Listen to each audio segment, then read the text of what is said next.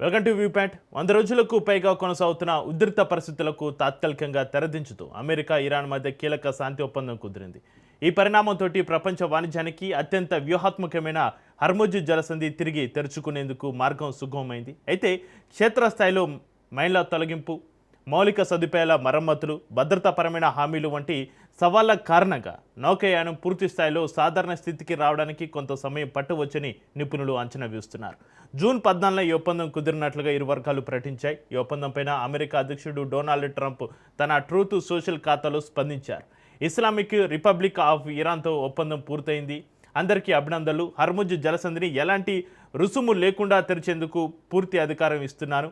ఇదే సమయంలో అమెరికా నౌక దిగ్బంధనాన్ని తక్షణమే తొలగించాలని ఆదేశిస్తున్నాను. ప్రపంచ నౌకల్లారా, మీ ఇంజన్లు స్టార్ట్ చేయండి అని ఆయన పోస్టు చేశారు. అయితే ప్రపంచంలోని మొత్తం చమురు రవాణాలో దాదాపు 20% హర్ముజ్ జలసంధి గుండానే జరుగుతుంది. 2026 ఫిబ్రవరి చివరిలో ఇరు దేశాల మధ్య ఘర్షణలు చెలరేగడంతో ఇరాన్ ఈ జలసంధిని మూసివేయక అమెరికా నౌక దిగ్బంధనం విధించింది. దీంతో ప్రపంచవ్యాప్తంగా ఇంధన ధరలు తీవ్రంగా పెరిగి అంతర్జాతీయ ఆర్థిక వ్యవస్థపైన ప్రతికూల ప్రభావం పడింది. ఈ ఒప్పందం ద్వారా యుద్ధానికి ముందున్న పరిస్థితులను దశలవారీగా పునరుద్ధరించాలని లక్ష్యంగా పెట్టుకున్నారు. ట్రంప్ ప్రకటనతో జలసంధి వెంటనే తెరుచుకుంటుందనే సంకేతాలు వెలువడినప్పటికీ వాస్తవ పరిస్థితులు భిన్నంగా ఉన్నాయి.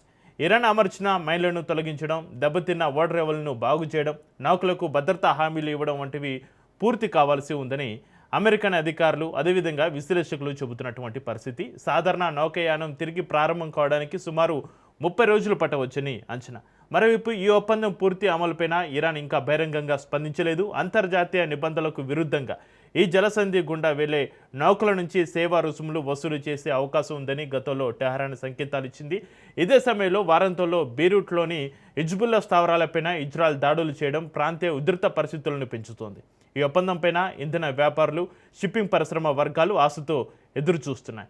మైన్లను తొలగించిన తర్వాత వాణిజ్య నౌకల రాకపోకలు జాగ్రత్తగా ప్రారంభం అవుతాయని భావిస్తున్నారు.